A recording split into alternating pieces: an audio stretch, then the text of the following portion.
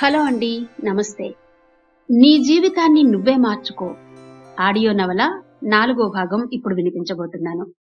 ఈ నవలను వ్రాసిన వారు శ్రీమతి అంగులూరి అంజనీదేవి గారు, చదువుతున్నది మా ఊరు విజయలక్ష్మి.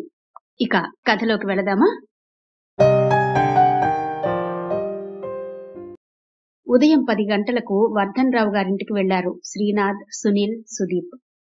శ్రీనాథ్ని చూడగానే, నువ్వొస్తున్నట్టు శ్రేయ ఫోన్ చేసినా నిన్ను చూసే వరకు మాకు డౌట్ గానే ఉంది శ్రీనాథ్.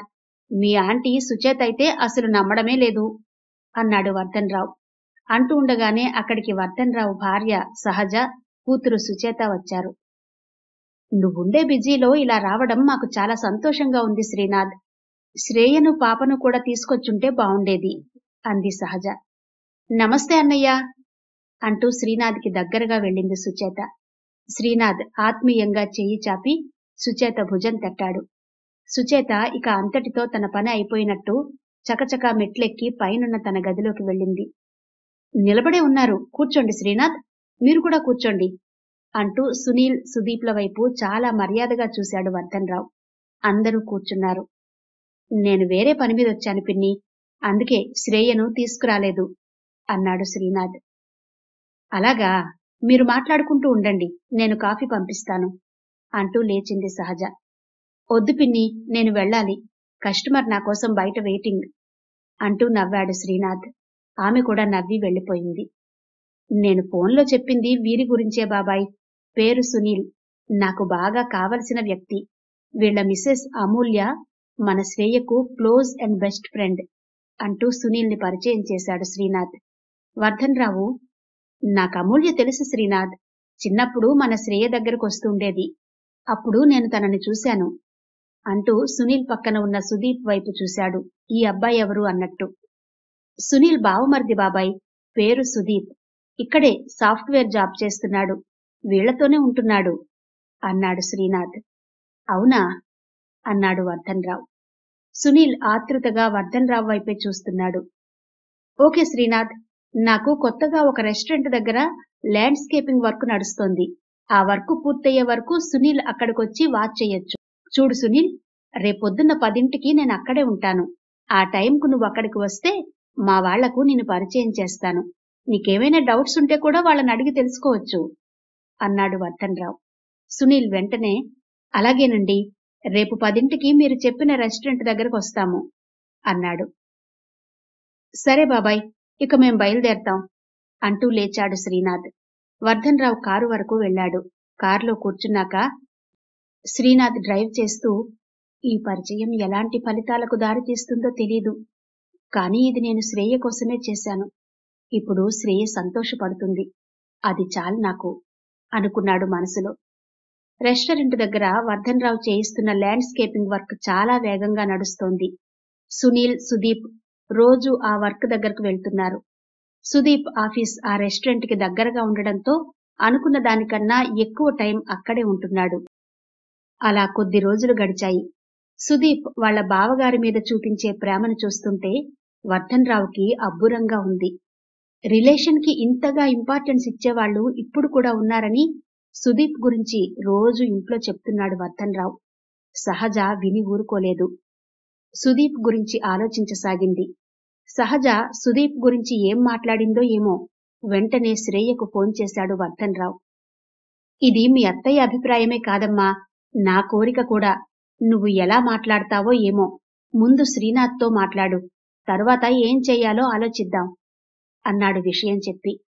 అలాగే మావయ్య, ఆయన ఇంటికి రాగానే మీరు చెప్పిన విషయం చెప్తాను అంది శ్రేయ. నేను నీకు మళ్ళీ కాల్ చేస్తానమ్మా అంటూ ఆయన ఫోన్ పెట్టేశాడు. శ్రీనాథ్ ఇంటికి రాగానే వర్ధన్ రావు చెప్పిన విషయం చెప్పింది శ్రేయ. శ్రేయ చెబుతున్నది విని నమ్మలేక, సుచేతని సుదీప్కివ్వాలనుకోవడమేంటి అన్నాడు వెంటనే. మా మామయ్యకు సుదీప్ బాగా నచ్చినట్టున్నాడు శ్రీనాథ్. మామయ్యకే కాదు, అత్తయ్యకు కూడా సుచేతను సుదీప్కివ్వాలన్న ఉద్దేశం బలంగా ఉందట అంది. వాళ్లకు సరే, నీకేమనిపిస్తుంది శ్రేయ అడిగాడు శ్రీనాథ్. నాదేముంది శ్రీనాథ్, మామయ్య అత్తయ్య ఇష్టం కదా అంది. శ్రీనాథ్ మాట్లాడలేదు. ఇది తెలిస్తే అమూల్య మాత్రం హ్యాపీ అవుతుంది. తన తమ్ముడికి అంత పెద్ద ధనవంతుల అమ్మాయి భార్యగా వస్తుందంటే ఇక దాన్ని ఆపలేం. నాకు తెలుసు అమూల్య ఆలోచనలు, అభిరుచులు ఎంత రిచ్గా ఉంటాయో. నాక్కూడా సుదీప్కి మామయ్య లాంటి సంబంధం దొరకడం హ్యాపీగానే ఉంది శ్రీనాథ్ అంది శ్రేయ. అది కాదు శ్రేయ, సుచేత ఒక్కోసారి మరీ చిన్నపిల్లలా బిహేవ్ చేస్తుంది. నేను బాగా దగ్గరుండి చూశాను తనను. అది ఇప్పటి మాట కాదు, తను ఇంటర్లో ఉన్నప్పుడు కదా నువ్వు చూసింది అంది శ్రేయ. అయినా సుచేతను చేసుకుంటే సుదీప్ రిస్క్లో పడతాడేమో అనిపిస్తోంది శ్రేయ. అసలు సుచేతను సుదీప్ హ్యాండిల్ చేస్తాడంటావా? చేస్తాడు, ఎందుకు చెయ్యడు? సుదీప్కి అంత ఓపిక ఉంది కాబట్టే మావయ్య ఆ నిర్ణయం తీసుకునుంటాడు. అయినా ఆడపిల్లలెప్పుడూ ఒకేలా ఉండరు శ్రీనాథ్, మారుతుంటారు. సుచేత అంత త్వరగా మారుతుందంటావా? మారుతుంది, ఏదో కాస్త పెంకితనం తప్ప. సుచేత మంచి పిల్లే శ్రీనాథ్. కాని నేనప్పట్లో సుచేతను కాలేజీలో వదిలి రావాలంటే మహా అవస్థ పడేవాడిని శ్రేయ. ఎంత మొండిగా ఉండేదో. శ్రేయ నవ్వి, అప్పుడంటే సుచేత చిన్నపిల్ల, చదువంటే ఇంట్రెస్ట్ లేకపోవచ్చు. పైగా వాళ్ల నాన్న బాగా డబ్బున్నవాడన్న పొగరు కూడా ఉండొచ్చు. పెళ్ళయ్యాక అదంతా ఎందుకుంటుంది అంటూ కొట్టిపారేసింది శ్రేయ. అయినా మీ మామయ్య స్టేటస్ కి ఏ బిజినెస్ మ్యాగ్నెట్నో అల్లుడుగా తెచ్చుకోవాలి గాని సుదీప్ని అల్లుడుగా చేసుకోవడమేంటి? సుదీప్కి మాత్రం ఏం తక్కువ శ్రీనాథ్? అందంగా హుషారుగా ఉంటాడు, మంచి జాబ్ ఉంది. అందుకే మా మామయ్యకు బిజినెస్ మ్యాగ్నెట్ కన్నా సుదీప్ బాగా నచ్చి ఉండొచ్చు కదా అంది శ్రేయ. మరి దీనికి సుదీప్ ఏమంటాడో? ఏమన్నా అమూల్య ఒప్పిస్తుంది. సరిత ఆంటీ కూడా నాకు తెలిసి వద్దందు. అయితే ఇక ఈ పెళ్లి అయిపోయినట్టే. వాళ్లకేమో గాని నీకు చాలా ఆనందంగా ఉంది కదా, నీ ముఖం చూస్తేనే తెలుస్తోంది. ఉండదా మరి? అమూల్య నాకిన్ని రోజులు ఫ్రెండ్ మాత్రమే, ఇప్పుడు బంధువు కాబోతోంది. నిన్నిలా చూస్తుంటే నీకోసమైనా ఈ పెళ్లిని జరిపించాలనుంది శ్రేయ. నేనిప్పుడే మీ మావయ్యతో మాట్లాడతాను అన్నాడు శ్రీనాథ్. నేను కూడా అమూల్యతో మాట్లాడతాను, ఆ తర్వాత జరగవలసినవన్నీ అవే జరుగుతాయి అంటూ అమూల్యకి ఫోన్ చెయ్యాలని బాల్కనీలోకి వెళ్ళింది శ్రేయ. శ్రీనాథ్ వెంటనే మొబైల్ తీసుకుని వర్ధన్ రావుకి ఫోన్ చేశాడు. వర్ధన్ రావు ఫోన్ లిఫ్ట్ చేసి, చెప్పు శ్రీనాథ్ అన్నాడు. నేను విన్నది నిజమేనా బాబాయ్? ఇప్పుడే శ్రేయ చెప్పింది. అయినా మీరు కావాలనుకుంటే మన బంధువుల్లోనే మీ స్థాయికి తగిన వాళ్ళున్నారుగా అన్నాడు శ్రీనాథ్ ఎందుకైనా మంచిది అన్నట్టుగా. ఉన్నారు శ్రీనాథ్. వాళ్లలో సుదీప్కి ఉన్నంత ఓపిక, చురుకుదనం ఉంటాయనుకోను. అలా ఎందుకనుకుంటారు? ఉండొచ్చేమో. బాగా ఆలోచించండి బాబాయ్. ఆలోచించాను శ్రీనాథ్. డబ్బొక్కటే కాదు, ప్రేమాభిమానాలు, బాధ్యతతో ఉండడం కూడా అవసరం. ఇవి నాకు సుదీప్లో బాగా కనిపించాయి. అతనైతేనే సుచేతను బాగా చూసుకోగలడనిపించింది. అందుకే అతన్ని ఎంపిక చేసుకున్నాను. ఒక ఆడపిల్లకి తండ్రిగా నా ఎనాలిసిస్ నాకుంటుందిగా. అంతేనా బాబాయ్? ఇంకోసారి ఆలోచించేదేమైనా ఉందా? ఎందుకిలా అడుగుతున్నావు శ్రీనాథ్? అతనికి చెడు అలవాట్లేమైనా ఉన్నాయా? నాకేం తెలుసు బాబాయ్, మీరెంక్వైరీ చేయలేదా? చేశాను శ్రీనాథ్, ఏమీ లేవనే తెలిసింది. ఇంకే ఆ డౌట్ కూడా పోయింది. కానీ అతని ఫైనాన్షియల్ పొజిషన్ గురించేమైనా ఆలోచిస్తారేమో బాబాయ్ పిన్ని సుచేత. లేదు శ్రీనాథ్, మీ పిన్నికి సుచేతకి వాళ్ల ఫైనాన్షియల్ పొజిషన్ తెలుసు. దానికి వాళ్ళేమీ అనలేదు. ఎందుకంటే అతనా జాబ్ వదిలేసి నా బిజినెస్లు చూసుకున్నా బ్రహ్మాండంగా సంపాదించగల సమర్థుడు. కాని ఆ అవసరం కూడా మనకి లేదు. ఇప్పుడతను మంచి జాబ్లోనే ఉన్నాడు. సుచేతను బాగా చూసుకోగలడు. మరి ఫ్యామిలీ గురించి? అది కూడా ఎంక్వైరీ చేశాను, మంచిదనే తెలిసింది. ఓకే బాబాయ్, మీరీ విషయంలో ఫుల్ క్లారిటీతోనే ఉన్నారు. మరి వాళ్లతో మాట్లాడమంటారా? మాట్లాడు శ్రీనాథ్. సరే బాబాయ్, మీకు తర్వాత కాల్ చేస్తాను అంటూ ఫోన్ పెట్టేశాడు శ్రీనాథ్. ఒక నెల రోజుల తర్వాత సుదీప్, సుచేతల పెళ్లి ఆ సిటీలో మంచి పేరున్న కళ్యాణ మండపంలో అత్యంత వైభవంగా జరిపించాడు వర్ధన్రావు. 16 రోజుల పండగ సందర్భంగా 2 రోజుల ముందే ముఖ్యమైన బంధువులొచ్చారు సరితమ్మ ఇంటికి. హైదరాబాద్ నుండి ఘనమైన సారెలు సుచేత వెనకాలే 2 కార్లలో దిగాయి. వర్ధన్ రావు, సహజ ఎంత ధనవంతులో వాటిని చూస్తేనే తెలుస్తోంది. సరితమ్మ జాతకమే జాతకం. లేకుంటే వాళ్ళు తెచ్చిన సారెలతోనే గదులు ఇలా నిండిపోతాయా అన్నారెవరో. నాగామృత విన్నది. నాగామృతే కాదు, అక్కడ ఉన్న అమూల్య, శ్రేయ వాళ్ల ఫ్రెండ్స్ కూడా విన్నారు. సుచేత తల వంచుకుని తన గోళ్లకు ఆ రాత్రికి కట్టబోయే శారీ కలర్ నెయిల్ పాలిష్ ని వేద్దామని అంతకు ముందున్న పాలిష్ ని రిమూవ్ చేస్తూ అక్కడే ఉంది. ఆమె కూడా విన్నది. సరితమ్మ, సహజ అక్కడ లేరు. రాత్రి ఫంక్షన్ కి ముఖ్యమైన వాళ్లను పిలవాలని పక్క వీధిలోకి వెళ్లారు. అసలే నాగామృతకు అదంతా చూస్తుంటే మహా మంటగా ఉంది. పైగా ఆ ఆడవాళ్ల మాటలకు ఇంకా మండింది. అందుకే ఆమె వాళ్ల దగ్గరగా వెళ్లి, ఏమన్నారు? గదులన్నీ సారెలతో నిండాయా? గదులు నిండగానే సరిపోయిందా? ఇంకేం వద్దా? అసలు మీకేం తెలుసని ఇలా మాట్లాడుతున్నారు అంది. ఇంకా ఏం తెలియాలి నాగామృత? కళ్ళు జిగేల్మని మెరిసిపోతుంటే ఇంత గొప్పతనం ఎక్కడ చూశాం అన్నారు వాళ్ళు. ఇంత గొప్ప అంత గొప్ప అని అనడం కాదు, అసలు ఈ పెళ్లిలో ఏం జరుగుతుందో తెలుసుకుని మాట్లాడండి. నేను కూడా సంబరపడతాను అంది నాగామృత. ఏం జరిగింది నాగామృత, అంత కోపంగా మాట్లాడుతున్నావు? కోపం కాదు, కడుపు రగిలిపోతోంది. ఒక్క క్షణం వాళ్లు బిత్తరపోయారు. అమూల్య, శ్రేయల పరిస్థితి కూడా అలాగే ఉంది. సుచేత ఒకసారి తల ఎత్తి చూసి మళ్లీ తల వంచుకుని తన పని తాను చూసుకుంటోంది. నువ్వేం మాట్లాడుతున్నావు నాగామృత? నీకు కడుపు రగలడమేంటి? అసలు వాళ్లననేంత ఉందా మనకు అన్నారు వాళ్ళు. ఎందుకుండదు? నా కోడలు అమూల్యకు ఆడపడుచు లాంఛనంగా ఏమిచ్చారు వాళ్ళు? ఆ రోజు మీరంతా చూడలేదా? ఒక చిన్న నెక్లెస్, అదేనా వాళ్ల స్థాయి అంది. ఇదేదో గొడవయ్యేలా ఉందని వాళ్లు నోరెత్తలేదు. కనీసం మా వియ్యపురాలు సరితమ్మైనా వాళ్ళని అడిగి ఆడపడుచు లాంఛనాలు ఘనంగా ఇప్పించిందా నా కోడలికి? తన కొడుక్కి పెళ్ళైతే చాలు అనుకుంది. అడిగేవాళ్లెవరున్నారు? ఉంటే ఇలా చేస్తుందా? ఆ రోజు మా సునీల్ పెళ్లిలో కూడా ఇలాగే చేసింది. కట్నం వద్దన్నాం కదా అని అమూల్యను ఒట్టి చేతులతో పంపింది నా ఇంటికి. ఎవరు ఊరుకుంటారు ఇలా చేస్తుంటే? నేను ఊరుకుంటున్నాననేగా. నేనెందుకు ఊరుకోవాలి? కడిగి పడేస్తాను. రాని నా వియ్యపురాల్ని. ఈ నాగామృత అంటే ఏమనుకుందో అంటూ సరితమ్మను నోటికొచ్చినట్టు మాట్లాడింది. అంతవరకు తల వంచుకుని ఉన్న సుచేత తలెత్తి అందరి వైపు చూసింది. వాళ్ళెవరూ మాట్లాడేలాగా లేరు. టీవీ చూసినట్టు చూస్తున్నారు. వాళ్ల వైపు చూసి, మీకెవరికీ నోళ్లు లేవా? ఆవిడలా మాట్లాడుతుంటే మాట్లాడరే అంది సుచేత. అందరూ సుచేత వైపు స్టన్నయి చూశారు. నువ్వేం మాట్లాడవేం అమూల్య? మీ అత్తగారేంటి అలా మాట్లాడుతున్నారు? ఆవిడ మాటలు నీకు బాగా నచ్చుతున్నాయా? నాకు నచ్చలేదు అంది సుచేత. సుచేత ఎవరినైనా పేరుతోనే పిలుస్తుంది, వరస పెట్టి పిలవదు. శ్రేయ కంగారు పడింది. నాగామృత రెచ్చిపోయింది. ఎందుకు నచ్చవు నా మాటలు? నేను తప్పేమైనా అన్నానా అంది. తప్పని నేనన్నానా? చిన్న నెక్లెస్ ఇచ్చేటప్పుడు అడగాలి, నా కోడలికి పెద్ద నెక్లెస్ ఇమ్మని. అప్పుడు మౌనంగా ఉండి ఇప్పుడు నోటుకొచ్చినట్టు మాట్లాడుతున్నావు.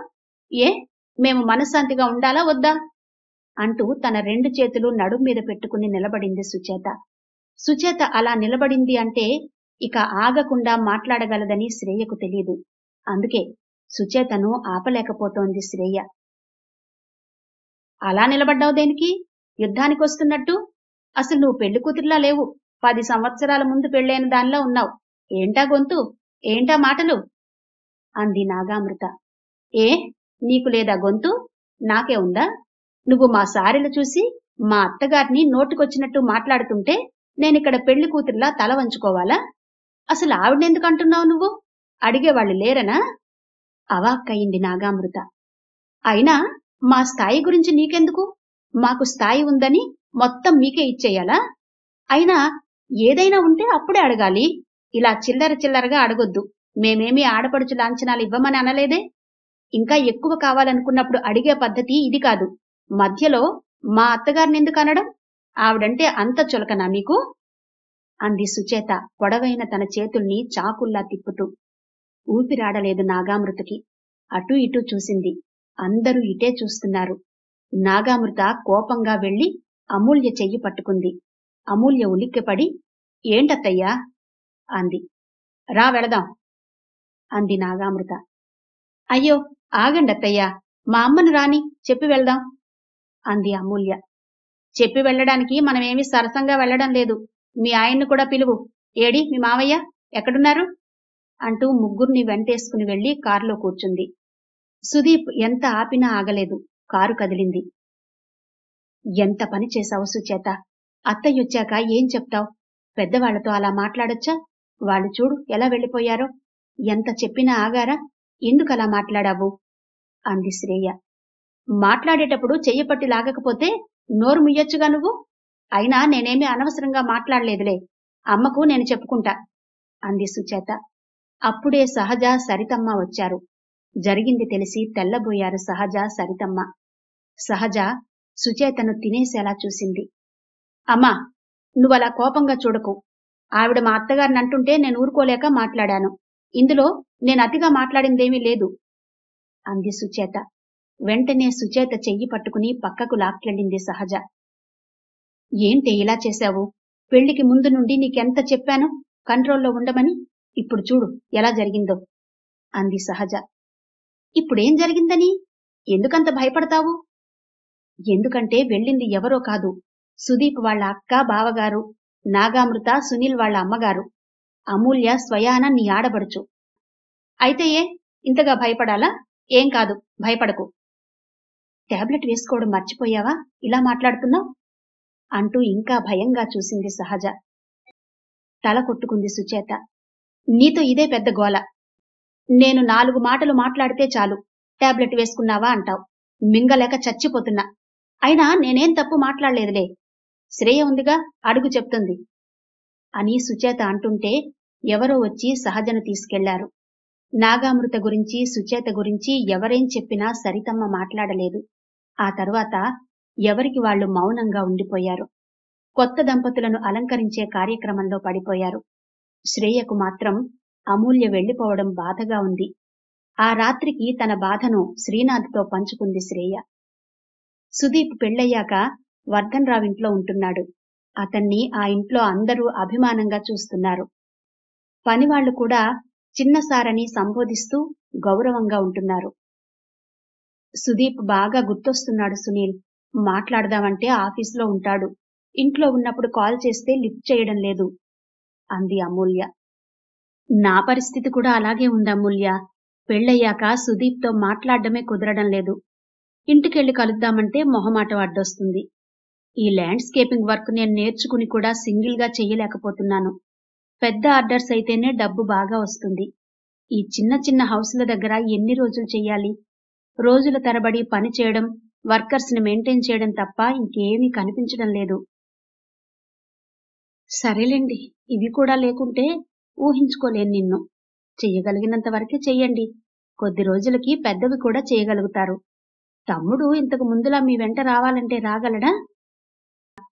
వర్ధన్ ఇంట్లో కాకుండా బయటుంటే వస్తాడమూల్య. నిజమే సునీల్, నిన్నొక పొజిషన్లో చూడాలన్న తాపత్రయం వాడికి బాగా ఉంది అంది అమూల్య. ఇక సుదీప్ మనింటికి రాడంటావా అమూల్య? ఎందుకు రాడు? వస్తాడు. వాడికి పెళ్ళయ్యాక మనం వాళ్ళని మన ఇంటికి పిలవలేదు సునీల్. అందుకే రావడం లేదు. రేపు సండే కదా, ఈరోజు వెళ్ళి సుచేతను, సుదీప్ను పిలుద్దాం. తప్పకుండా వస్తారు. కానీ అమ్మ ఒప్పుకుంటుందా? ఒప్పుకోదు సునీల్. అలా అని వాళ్ళని దూరం చేసుకుంటామా? నేను అత్తయ్యకు ఏదో ఒకటి చెప్పి మేనేజ్ చేస్తాను. ఏమో అమూల్య, అమ్మకు సుచేత అంటే చాలా కోపంగా ఉంది. దీనివల్ల అమ్మతో నీకేమైనా సమస్యలొస్తాయేమో. ఏమీ రావు. నువ్వేం భయపడకు సునీల్. అలాగే అమూల్య, నాక్కూడా సుదీప్ వాళ్ళు మన ఇంటికి రావడం ఇష్టమే. సుదీప్ ఎలా ఉండేవాడు నాతో, ఎంత ప్రేమనేనంటే అన్నాడు సునీల్. ఆ సాయంత్రమే వెళ్లి సుదీప్ని, సుచేతను భోజనానికి పిలిచొచ్చారు. సండే రోజు సుదీప్ దంపతులు ఇంకో గంటకొస్తారనగా వచ్చింది నాగామృత. ఆమె వస్తుందని అమూల్య ఊహించలేదు. కూర్చోండత్తయ్యా అంది. అప్పటికే వాళ్ల కోసం వంటలు, పిండి వంటలు తయారు చేసి కొత్త బట్టలు, పూలు, పండ్లు పూజగది పక్కన టీపాయ్ మీద పెట్టి రెడీగా ఉంచుకుంది అమూల్య. నాగామృత కూర్చుంటూ, నిన్న మార్కెట్కి వెళుతూ నిన్ను చూసి పోదామని వచ్చాను. నువ్వు లేవు. ఎటెళ్ళావు? ఇంట్లో ఏంటి వంటల వాసన ఘుమఘుమలాడుతోంది? ఏవైనా స్పెషలా? నవ్వుతూనే అడిగింది నాగామృత. సుదీపు, సుచేత వస్తున్నారత్తయ్యా. భోజనానికి పిలిచాం. నిన్న వాళ్ళని పిలవాలనే వెళ్ళాం. మీరా టైంలో వచ్చినట్టున్నారు అంది అమూల్య. నాగామృత ముఖంలో నవ్వు మాయమైంది. నీకసలు కొంచెమైనా ఇదుందా అమూల్య? ఆ అమ్మాయి 16 రోజుల పండగప్పుడు ఎలా మాట్లాడింది నన్ను? వినలేదా నువ్వు? అక్కడ ఉండలేకనే కదా వచ్చేశాం. ఇప్పుడు అదే పిల్లని ఎలా పిలిచావు భోజనానికి? ఆమెకు వెంటనే సమాధానమివ్వలేదు అమూల్య. వాళ్ళత్తగారిని నేనేదో అన్నానని నన్నలా మాట్లాడింది. నేను మీ అత్తగారినేగా? నీకు లేదా రోషం? ఎలా ఉంటుందిలే. అక్కడ వాళ్ళ అత్తగారు మీ అమ్మేగా. నువ్వు చాలా సంతోషపడుంటావు. చిన్నపిల్ల ఏదో మాట్లాడింది. వదిలేయండి అత్తయ్యా. నేనెందుకు వదిలేస్తాను? నన్ను కాదని నా ఇంట్లో వాళ్ళకెలా మర్యాదలు చెయ్యాలనుకున్నావు? నేనంటే నీకు లెక్కలేకనేగా? అయ్యో అత్తయ్యా, అలా అనకండి. వాడు నా తమ్ముడు. మన ఇంటికి వాడు రావాలి, వాడి ఇంటికి మనం వెళ్ళాలి. అంతే ఆలోచించాను నేను. మీరంటే లెక్క లేకపోవడానికి మీరేమైనా నా కోడలా? అత్తగారు. కళ్ళకద్దుకుంటాను మిమ్మల్ని. ఏం మాట్లాడాలో అర్థం కాలేదు నాగామృతకు. ఏదో మాట్లాడబోతుంటే వాళ్ళు వస్తున్నట్టు బయట కారు శబ్దం వినిపించింది. సరే, వాళ్ళొస్తున్నట్టున్నారు. నేను వెళ్ళి ఆ గదిలో పడుకుంటాను. వాళ్ళు వెళ్లే వరకు బయటకు రాను. నేనున్నట్టు చెప్పకు అంది నాగామృత. అమూల్య మనసు ఎగిరి గంతేసింది. అలాగే అత్తయ్యా అంది అమూల్య. ఆమె గదిలోకి వెళ్లి తలుపు పెట్టుకుంటుండగా వాళ్ళు లోపలికొచ్చారు. వాళ్ళు ఆమెను ఆమె వాళ్ళని చూడలేదు. రాగానే భోంచేశారు. సునీల్, సుదీప్ మాట్లాడుకుంటూ గార్డెన్లోకి వెళ్లి కూర్చున్నారు. సుచేత, అమూల్య డైనింగ్ టేబుల్ దగ్గరే కూర్చున్నారు. ఇంట్లో పని మొత్తం నువ్వే చేస్తావా అమూల్య? అడిగింది సుచేత. అవును, నేనే చేస్తాను అంది అమూల్య. అమూల్య, నిన్ను చాలా రిచ్ ఫ్యామిలీలో ఇచ్చారని నా పెళ్లిలో అనుకుంటుంటే విన్నాను. మీ ఇల్లు కూడా చాలా పెద్దగా ఉంటుందని అన్నారు. వినగానే నేను ఏదేదో ఊహించుకున్నాను. నేను ఊహించుకున్నంత గొప్పగా ఏం లేదు. మామూలుగానే ఉంది. ఇలా అనుకుంటే వచ్చేదాన్ని కానేమో అంది ఇల్లంతా తన చూపులతో పరిశీలనగా చూస్తూ. అమూల్యకు ఆఖర్లో అన్న మాట బాగా గుచ్చుకుంది. అయినా ఏమీ అనలేదు. పక్క గదిలో ఉన్న నాగామృత ఉలిక్కి పడింది. గదిలో నుంచి బయటికెళ్లి సుచేతను దులపాలనే అనుకుంది. గెలవలేనని అలాగే పడుకుంది. వాటర్ ప్యూరిఫైడ్ మిషన్ కనిపించలేదు. ఇప్పుడు మనం తాగిన water can water Sucheta. Phone చేయగానే వస్తాయి. అవునా? అవును సుచేత. కాని ఆ వాటర్ నేను తాగనమూల్య. ఇంకా చెప్పాలంటే మీ టీవీ కానీ ఫ్రిడ్జ్ కానీ బాగా ఓల్డ్గా అనిపిస్తున్నాయి. సోఫా సెట్ కూడా కూర్చోగానే లోపలికి పోతోంది. కుషన్ మొత్తం అణిగిపోయినట్టుంది కదా. ఈ ఇంట్లో ప్రతిదీ అవుట్డేట్ గానే అనిపిస్తున్నాయి. నువ్వేమో యంగ్ అంటూ నవ్వింది. నవ్వు రాలేదు అమూల్యకు. అయినా నవ్వింది కష్టంగా. మీ గార్డెన్ బావుంటుందట సుదీప్ చెప్పాడు. అవునా? సుదీప్ చాలా సింపుల్ మనిషి సుచేత. వాడికి అన్నీ నచ్చుతాయి. నాకు మీ గార్డెన్ చూడాలనుంది అమూల్య. చూపించవా? అంది సుచేత. గార్డెన్లో ఏముందిలే చూడ్డానికి. అంత కాస్ట్లీ మొక్కలేం లేవు. అన్నీ మామూలు చెట్లే అంది అమూల్య. సుచేతను గార్డెన్లోకి తీసుకెళితే అక్కడ ఇంకెన్ని వంకలు పెడుతుందో అని. సుచేత నవ్వి, అదేం కాదులే అమూల్య. ఇంట్లో వస్తువులంటే బ్రాండెడ్వి, నార్మల్వి అని ఉంటాయి. దాంట్లోనూ క్వాలిటీ డిఫరెన్స్ ఉంటుంది. చెట్లలో క్వాలిటీ ఏముంటుంది అంది.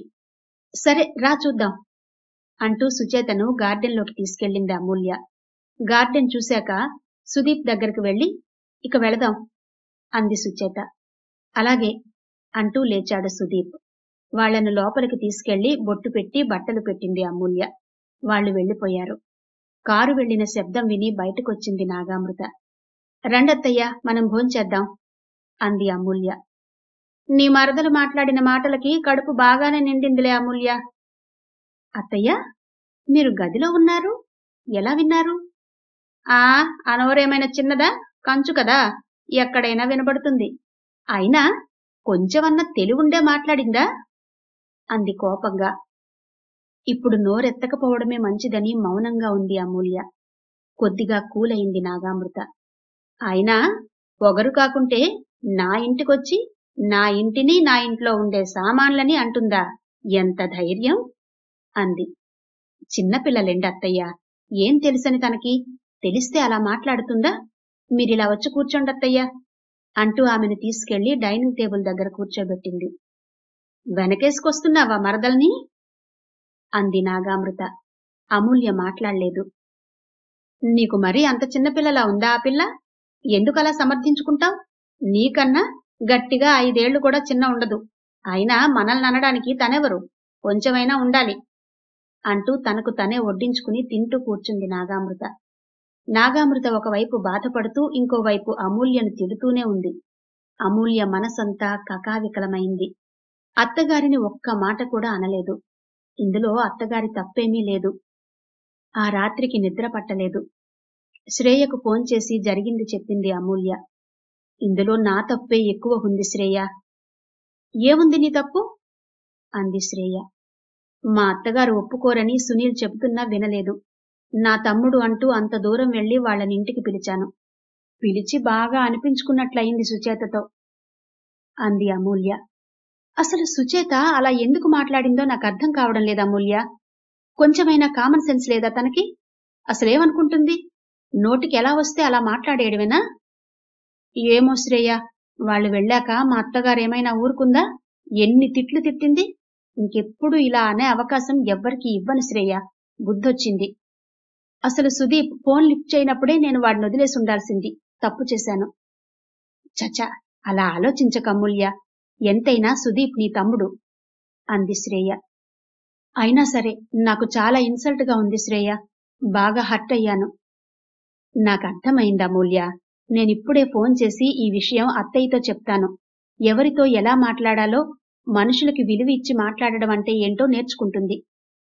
ఎందుకులే శ్రేయ, ఆవిడ బాధపడతారేమో. బాధపడకుండానే చెప్తాను. నువ్విదంతా మనసులో పెట్టుకోకు. నిద్రపో. గుడ్ నైట్ అంటూ ఫోన్ పెట్టేసింది శ్రేయ. పక్కనే ఉన్న శ్రీనాథ్, మీ ఫ్రెండా? అన్నాడు నవ్వి. అవును శ్రీనాథ్, అమూల్య. చాలాసేపు మాట్లాడింది. సునీల్ గురించా? కాదు, సుచేత గురించి. ఏంటట? సుచేత చాలా ఓవర్గా మాట్లాడుతోందట. ఎంత ఉన్నా అలా మాట్లాడకూడదు కదా. అదే చెప్పి బాధపడింది అమూల్య. ఎందుకిలా జరుగుతోంది శ్రీనాథ్? అమూల్యది చాలా కష్టపడే తత్వం శ్రేయ. అలాంటి వాళ్లని అవహేళన చెయ్యకూడదు. సుచేతలోనే ఏదో ప్రాబ్లం ఉంది అన్నాడు శ్రీనాథ్. నాక్కూడా అలాగే అనిపిస్తుంది అంది శ్రేయ. అసలిదంతా సునీల్ వల్లనే శ్రీనాథ్. సునీల్తో అమూల్య ఊహించుకున్న జీవితం వేరు, ఇప్పుడు నడుస్తున్న జీవితం వేరు. అతను చేస్తున్న ఏ పనిలోనూ ఇంప్రూవ్మెంట్ లేదు. హార్డ్ వర్క్ చెయ్యడు. మగవాళ్లు అలా ఉన్నన్ని రోజులు అమూల్య లాంటి వాళ్లకు డిప్రెషన్ తప్పదు. ఎందుకంటే నేను చూస్తున్నాను కదా. పెళ్ళయ్యాక తన గురించి మర్చిపోయి సునీల్ గురించే ఎక్కువగా ఆలోచిస్తోంది అమూల్య. ఇప్పుడే ఇలా ఉంటే ముందు ముందు ఎలా ఉంటుందో అని బాధగా ఉంది అంది శ్రేయ. ఫ్రెండ్ కదా, బాధగానే ఉంటుంది. మరి ఆ ఫ్రెండ్ కోసం నీకేమైనా చెయ్యాలని ఉందా? ఉంటే చెప్పు శ్రేయ అన్నాడు శ్రీనాథ్. నేనేం చెయ్యగలను శ్రీనాథ్? నువ్వేమైనా చెయ్యగలిగే శక్తి నీకు రావాలి అంటే నేనేమైనా చెయ్యగలనేమో ఆలోచిస్తాను. ఏం చేస్తారు అని అనలేదు శ్రేయ. అతని చేతిని తన చేతిలోకి తీసుకుంది శ్రేయ. నేను నా గురించే కాదు, ఎవరి గురించి బాధపడినా చూడలేడు శ్రీనాథ్. ఇలాంటి భర్త ఎంతమంది అమ్మాయిలకు దొరుకుతాడు? నాకు దొరకడం నా అదృష్టం అని మనసులో అనుకుంటూ నిశ్చింతగా కళ్ళు మూసుకుంది. ఆఫీసులో నుంచి కాఫీ మిషన్ దగ్గరకు వెళ్లాడు సుదీప్. అప్పుడే అతని ఫోన్ రింగ్ అయింది. వెంటనే లిఫ్ట్ చేసి, అమ్మా, బాగున్నావా అన్నాడు. బాగున్నాను. నువ్వెలా ఉన్నావు నాన్నా? బాగున్నానమ్మా. ఇప్పుడే కాఫీ కోసం బయటకొచ్చాను. అక్క ఫోన్ చేసింది సుదీప్. సండే రోజు నువ్వు సుచేత అక్క దగ్గరకు వెళ్లారటగా అంది సరితమ్మ. అవునమ్మా, వెళ్ళాము అన్నాడు సుదీప్. అంతకన్నా ఇంకేం మాట్లాడలేదతను. ఆమె కూడా అమూల్య చెప్పిన విషయాలేమీ సుదీప్కి చెప్పలేదు. మనసులోనే ఉంచుకుంది, మనసులోనే బాధపడింది. ఎన్నిసార్లు ఫోన్ చేసినా మాట్లాడవెందుకు నాన్నా? నాకేమో ఒకటే కంగారు, ఎలా ఉన్నావో ఏమో అని. పెళ్లికి ముందు నీ గురించి తెలియాలంటే అక్కా బావలకు ఫోన్ చేసి తెలుసుకునేదాన్ని. లేదంటే నీతోనే మాట్లాడేదాన్ని. ఇప్పుడు నీ గురించి తెలియాలంటే ఎలానో తెలియడం లేదు. అక్కా బావ కూడా ఇలాగే చెప్తున్నారు. ఎందుకిలా జరుగుతోంది సుధీర్? నాకంతా అయోమయంగా ఉంది అంది బాధగా సరితమ్మ. ఎందుకమ్మా అలా బాధపడతావ్? నేను బాగానే ఉన్నాను. బాగుంటే ఫోన్ ఎందుకు మాట్లాడవు? ఒకసారి సుచేత ఫోనెత్తి, ఎందుకత్తయ్యా ఊరుకూరికే ఫోన్లు చేస్తారు అంది. అప్పుడు మీ అత్తగారు పక్కనే ఉన్నట్టున్నారు. ఏం ఫోన్లో ఏమో, ఫోన్ లిఫ్ట్ చెయ్యాలంటేనే భయంగా ఉంది. పనుల్లో ఉన్నప్పుడు ఈ ఫోన్లేంటి? అంటూ విసుక్కుంది. పెట్టేస్తాన్లేమ్మా అంటూ ఫోన్ పెట్టేసింది సుచేత. నువ్వేమో అసలు ఫోనే ఎత్తవు అంది సరితమ్మ. అమ్మా, నువ్వు ఫోన్ చేసినప్పుడు సుచేత నా పక్కనే ఉంటుంది. అలాంటప్పుడు నీతోనే కాదు, అక్కా బావలు ఫోన్ చేసినా మాట్లాడాలనిపించదు. ఏ? ఎందుకు? ఏవైనా అంటుందా మాట్లాడితే? అడిగింది సరితమ్మ. అలా ఏం అనదులేమ్మా, నేనే మాట్లాడను. ఇప్పుడు చెప్పమ్మా, ఏంటి సంగతులు? అడిగాడు సుదీప్. నువ్వింకా ఎన్ని రోజులుంటావు మీ మామగారింట్లో? బయటకొచ్చి ఎక్కడైనా ఇల్లు తీసుకునుండవా? అడిగింది సరితమ్మ. ఎందుకమ్మా, ఇప్పుడేమైంది? అన్నాడు సుదీప్. అయితే అక్కడే ఉండాలనుకుంటున్నావా? నాకక్కడ కంఫర్ట్ గానే ఉందమ్మా అన్నాడు సుదీప్. కంఫర్ట్ గా అక్కడే ఉండగలవా సుదీప్? బయటికెళ్ళి నిన్ను నువ్వు కంఫర్ట్ గా ఉంచుకోలేవా? అడిగింది సరితమ్మ. ఉంచుకుంటాను, కాని సుచేతకు వాళ్ళ పేరెంట్స్ అంటే బాగా ఇష్టమమ్మా. నువ్వంటే లేదా? సరితమ్మ ప్రశ్నకు మాట్లాడలేదు సుదీప్. మాట్లాడు నాన్నా, నువ్వక్కడ ఉండడం నాకేమాత్రం నచ్చడం లేదు. ఎందుకమ్మా, ఇన్ని రోజులు మాట్లాడంది ఇప్పుడే ఎందుకిలా మాట్లాడుతున్నావు? అడిగాడు సుదీప్. ఇన్ని రోజులు తెలుసుకుంటావనుకున్నాను, తెలుసుకోలేదు. అందుకే ఇప్పుడు చెప్తున్నాను. నీకేం తక్కువ సుదీప్ అక్కడ ఉండడానికి? నువ్వు బాగా చదివావు, పద్ధతిగా పెరిగావు, మంచి ఉద్యోగం చేస్తున్నావు. ఇదంతా నీకోసమే కదా నువ్వు చేస్తున్నావు. అలాంటప్పుడు కేవలం తిండి కోసం, నీడ కోసం వాళ్ల ఇంట్లో ఎందుకుండడం? ఆ ఇంట్లో నుంచి బయటికెళ్ళి నీ భార్యను నువ్వు పోషించుకోలేవా? అంది సరితమ్మ. నేను పోషించుకోలేనని కాదమ్మా, వాళ్లకి కూతురంటే అతి ప్రేమ అన్నాడు. చూసేవాళ్లకు అలా అనిపించదు నాన్నా. వాళ్ల నాన్నగారికన్నా నువ్వు తక్కువగా అనిపిస్తావు. నీకే కాదు, నువ్వక్కడున్నందువల్ల నన్ను, అక్కను కూడా చులకనగా చూస్తుంది సుచేత. బాగా ఆలోచించు చెప్పింది సరితమ్మ. అలాగే అమ్మా, నేనాలోచిస్తాను. ఏ విషయం నువ్వు నాకు ఫోన్ చేసి చెప్పు, లేదంటే రేపిదే టైంకు నీకు నేను ఫోన్ చేస్తాను అంది సరితమ్మ. సరే అమ్మా అంటూ ఫోన్ కట్ చేసి కాఫీ తాగకుండానే లోపలికెళ్లాడు సుదీప్. వర్క్ చేస్తున్నంతసేపు అమ్మ మాటలే గుర్తొస్తున్నాయి సుదీప్కు. ఆఫీస్ నుండి ఇంటికెళ్ళాక ఆ రాత్రికే సుచేతతో చెప్పాడు సుదీప్, మనం బయటికెళ్ళి ఉందాం అని. ఆమె వెంటనే లేచి నిలబడి, నేను రాను అంది. ఎందుకు రానంటున్నావు? ఏమైంది నీకు? అన్నాడు సుదీప్. నేను మా అమ్మా నాన్నను వదిలి ఎలా వస్తాననుకున్నావు?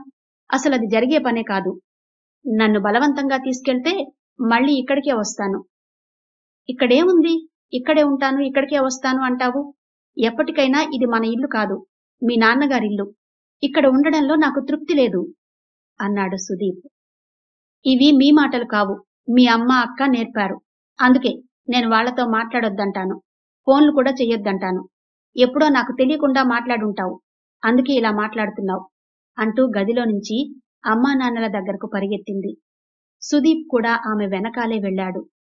సహజను పట్టుకుని సుదీప్ ఏమన్నాడో చెప్పి సుచేత ఏడుస్తుంటే వర్ధన్ రావు విలవిల్లాడాడు. ఎందుకు సుదీప్, మా అమ్మాయినిలా ఏడిపిస్తున్నావు? ఇంత పెద్ద ఇల్లు పెట్టుకుని మీరు బయట ఉండడం ఎందుకు? ఇదేం పిచ్చి నిర్ణయం అన్నాడు. నేనిక్కడ ఉండలేనంకుల్, అందుకే నేను సుచేత మా ఆఫీస్కి దగ్గరలో ఏదైనా ఫ్లాట్ తీసుకుని ఉంటాం అన్నాడు స్థిరంగా. ఇలా అని మనం పెళ్లికి ముందు అనుకోలేదు సుదీప్ అన్నాడు వర్ధన్ రావు. అనుకోకపోతే ఏమంకుల్, నేను మాత్రం మీ ఇంట్లోనే ఉంటానని చెప్పానా? ఇప్పుడు అనుకున్నాం కదా, వెళ్ళిపోతాం. అంతా నీ ఇష్టమేనా సుదీప్? మా ఇష్టాలతో, మా నిర్ణయాలతో పనిలేదా? సుచేత మాకు ఒక్కతే అమ్మాయి, నీకు తెలిసే కదా చేసుకున్నావు. తనని వదిలి మేమెలా ఉండగలం? ఒక్కతే అమ్మాయి ఉన్నవాళ్లంతా ఇలాగే ఉంటారా అంకుల్?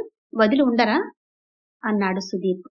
సహజ లేచి, మీకు ఆ అబ్బాయితో మాటలెందుకు? వాదన పెరుగుతుంది, వాళ్ళ అమ్మగారితో మాట్లాడండి, పెద్దావిడుందిగా అంటూ మొబైల్ తెచ్చి వర్ధన్రావుకిచ్చింది. సరితమ్మకు ఫోన్ చేశాడు వర్ధన్రావు. ఆమె హలో అనగానే, ఇదేంటమ్మా సుదీప్ ఇలా అంటున్నాడు, మా దగ్గర ఉండడట, నువ్వైనా చెప్పమ్మా అలా వద్దని అన్నాడు. నాక్కూడా సుదీప్ మీ దగ్గర ఉండడం ఇష్టం లేదన్నయ్యా అంది సరితమ్మ. ఎందుకమ్మా, ఎందుకు లేదు? ఎందుకంటే వాడికంటూ ఒక ఇల్లు లేకుంటే నాకు వాడిని చూడాలనిపించినప్పుడు నేను ఎక్కడికెళ్ళి చూడాలి అంది సరితమ్మ. ఇక్కడికే వచ్చి చూడొచ్చు కదమ్మా, అభ్యంతరమేముంది? ఎవరు కాదంటారు నిన్ను? అక్కడికే వచ్చి చూస్తాను. నాకు ఆరోగ్యం బాగాలేనప్పుడు ఎక్కడుండాలి నేను? నాకుండేది వాడొక్కడేగా అన్నయ్య. ఒక్కడైతే ఏముందమ్మా, నీకు ఆరోగ్యం బాగాలేనప్పుడు కూడా మా ఇంటికే వచ్చి ఉండొచ్చు. ఎవరొద్దంటారు? వద్దనరన్నయ్యా, కాని కొడుకుండగా మీ ఇంట్లో ఎలా ఉంటాను? మరీ అంత చేతకానివాడా నా కొడుకు అంది. అలా అంటే నేనేం మాట్లాడగలనమ్మా అన్నాడు వర్ధన్రావు. ఇక ఈ కథను ఇక్కడితో ఆపుదామండి. మిగిలిన కథను 5వ భాగంలో వినిపిస్తాను.